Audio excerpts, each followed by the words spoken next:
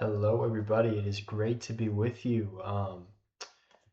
It's 12:01 a.m. right now. So I was gonna say it is May 28th, 2026, but it's actually technically May 29th, 2026.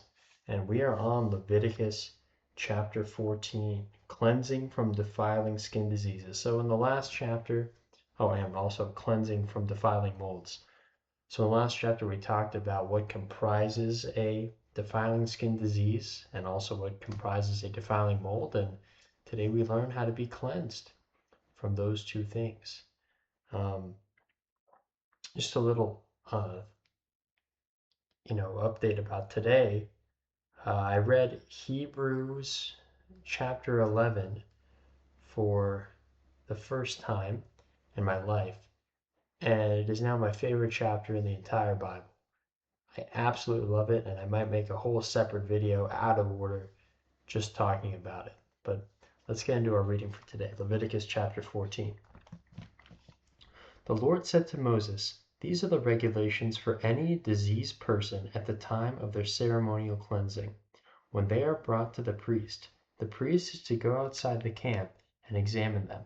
If they have been healed of their defiling skin disease, the priest shall order that two live clean birds and some cedar wood, scarlet yarn, and hyssop be brought for the person to be cleansed.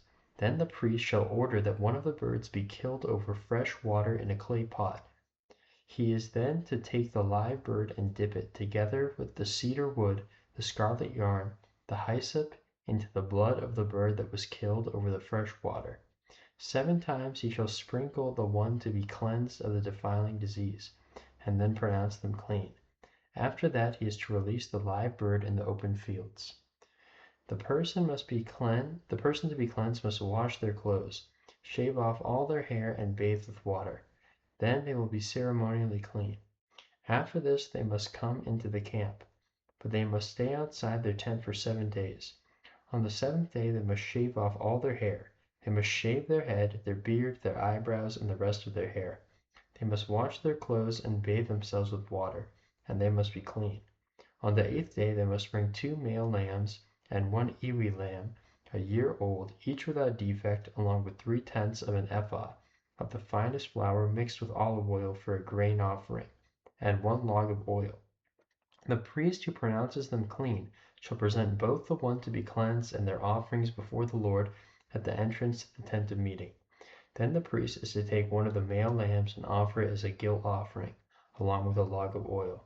He shall wave them before the Lord as a wave offering. He is to slaughter the lamb in the sanctuary area where the sin offering and the burnt offering are slaughtered. Like the sin offering, the guilt offering belongs to the priest. It is most holy. The priest is to take some of the guilt offering and put it on the lobe of the right ear of the one to be cleansed, on the thumb of their right hand, and on the big toe of their right foot. The priest shall then take some of the log of oil and pour it down the palm of his own left hand. Dip his right forefinger into the oil in his palm, and with his finger sprinkle some of it before the Lord 7 times. The priest is to put some of the oil remaining in his palm on the lobe of the right ear of the one to be cleansed, on the thumb of their right hand, and on the big toe of their right foot, on top of the blood of the guilt offering. The rest of the oil in his palm the priest shall put on the head of the one to be cleansed, and make atonement for them before the Lord. Then the priest is to sacrifice the sin offering and make atonement for the one to be cleansed from their uncleanliness. After that the priest shall slaughter the burnt offering and offer it on the altar, together with the grain offering, and make atonement for them, and they will be clean. If, however, they are poor, they cannot afford these. They must take 1 male lamb as a guilt offering to be waved to make atonement for them, together with 1/10 of an ephah of the finest flour mixed with olive oil for a grain offering, a log of oil, and 2 doves or 2 young pigeons, such as they can afford, one for a sin offering and the other for a burnt offering. On the 8th day they must bring them for their cleansing to the priest at the entrance of the tent of meeting before the Lord. The priest is to take the lamb for the guilt offering, together with the log of oil, and wave them before the Lord as a wave offering. He shall slaughter the lamb for the guilt offering, and then some of its blood, and put it on the lobe of the right ear of the one to be cleansed. on the thumb of the right hand and on the big toe of the right foot.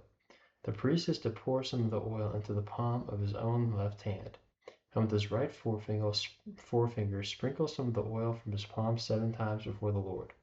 Some of the oil in his palm he is to put on the same places he put the blood of the guilt offering, on the lobe of the right ear of the one to be cleansed, on the thumb of their right hand, and on the big toe of the right foot.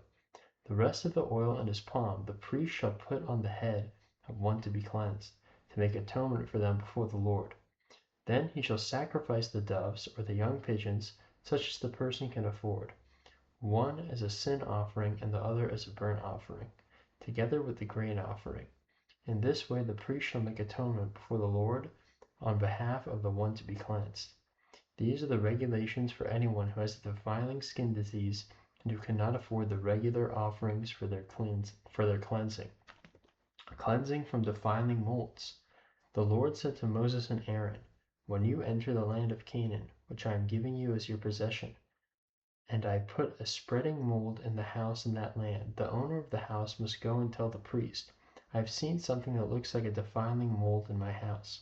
The priest is to order the house to be empty before he goes in it to examine the mold, so that nothing in the house will be pronounced unclean.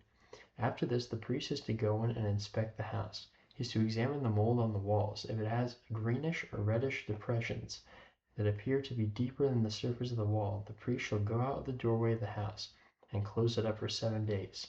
On the 7th day the priest shall return to inspect the house. If the mold has spread to the walls, he is to order the contaminated stones to be torn out and thrown into an unclean place outside the town. He must have all the inside walls of the house scraped and the material that is scraped off dumped into an unclean place outside the town. Then they are to take other stones and replace these, and take new clay and plaster the house. If the defiling mold reappears in the house after the stones have been torn out and the house scraped and plastered, the priest is to go and examine it. And if the mold has spread in the house, it is a persistent defiling mold. The house is unclean. It must be torn down, its stones, timbers, and all the plaster, and taken out of the town to an unclean place. Anyone who goes into the house while it is closed up will be unclean till evening. Anyone who sleeps or eats in the house must wash their clothes. But if the priest comes to examine it and mold has not spread after the house has been plastered, he shall pronounce the house clean, because the defiling mold is gone. To purify the house he is to take 2 birds and some cedar wood, scarlet yarn, and hyssop. He shall kill one of the birds over fresh water in a clay pot. Then he is to take the cedar wood, the hyssop, the scarlet yarn, and the live bird, dip them into the blood of the dead bird and the fresh water, and sprinkle the house 7 times. He shall purify the house with the bird's blood, the fresh blood, the live bird, the cedar wood, the hyssop, and the scarlet yarn. Then he is to release the live bird in the open fields outside the town. In this way he will make atonement for the house, and it will be clean. These are the regulations for any defiling skin disease, for a sore, for defiling molds in fabric or in a house, and for a swelling, a rash, or a shiny spot, to determine when something is clean or unclean. These are regulations for defiling skin diseases and defiling molds. Okay, so that is chapter 14 done. I don't know why, but as I was reading that, like all the hairs in the back of my head just stood up, totally unrelated to the chapter.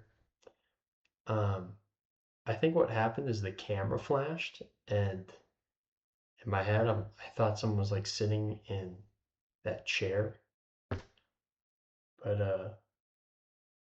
I don't know. There's no one there. That was weird.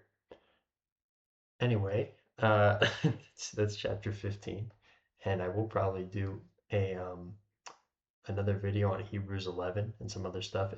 I really recommend you go read Hebrews chapter 11. It ties in so many of the things that I've been reading in Genesis, Exodus, and now Leviticus. It's an amazing chapter of the Bible, and honestly, my favorite that I read so far. It's really something. So, with that being said, if it is daytime, I hope you have a blessed day. If it is nighttime or evening, I hope you have a blessed evening/night. God bless you. Thank you.